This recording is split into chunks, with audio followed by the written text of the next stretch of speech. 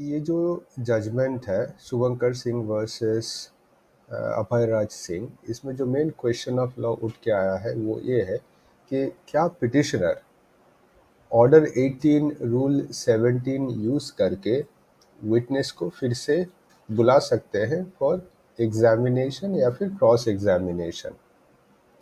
अब आपको थोड़ा सा इस जजमेंट को समझने के लिए या सुप्रीम कोर्ट का ऑब्जर्वेशन समझने के लिए ऑर्डर 18 रूल 17 थोड़ा सा देखना पड़ेगा, जिसमें यह कहता है कोर्ट में रिकॉल एंड एग्जामिन विटनेस।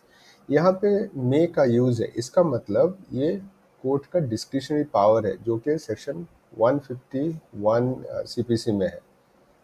उसको तभी यूज किया जाता है जब एंड ऑफ जस्टिस के लिए वो एब्सोल्युटली नेसेसरी है।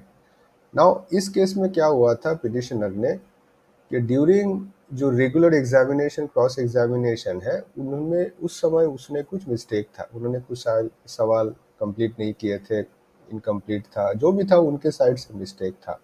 अब उस मिस्टेक को वो पूरा करने के लिए फिर हाई कोर्ट गए, क्योंकि ट्रायल कोर्ट ने इसको डिसमिस कर दिया था, फिर हाई कोर्ट में भी किया, सुप्रीम कोर्ट में भी ये जो एसएलपी है ये रिजेक्ट हो गया।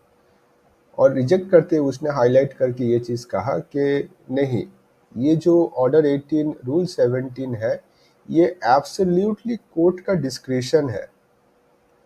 देखिए यहाँ पे उन्होंने कहा है द पावर अंडर सेक्शन 151 जो कि एंड ऑफ जस्टिस के लिए कोर्ट के इनहेरेंट पावर है, और order 18 rule 70 is not intended to be use routinely merely for asking if so used.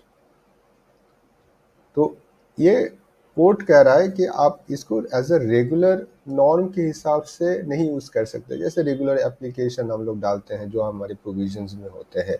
इसको एब्सोल्युटली जब नेसेसरी है, दैट टू कोर्ट के डिस्क्रिशन, अगर कोर्ट को लगे तभी जाके कोर्ट इसको यूज़ कर सकते हैं, अदरवाइज नहीं।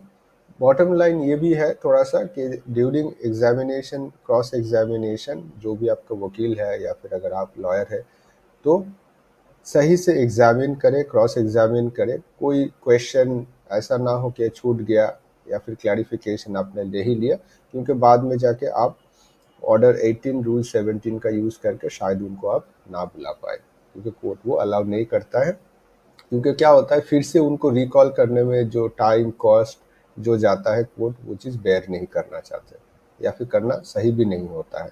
आपका गलती, आप रिस्पॉन्सिबल हो। Thank you.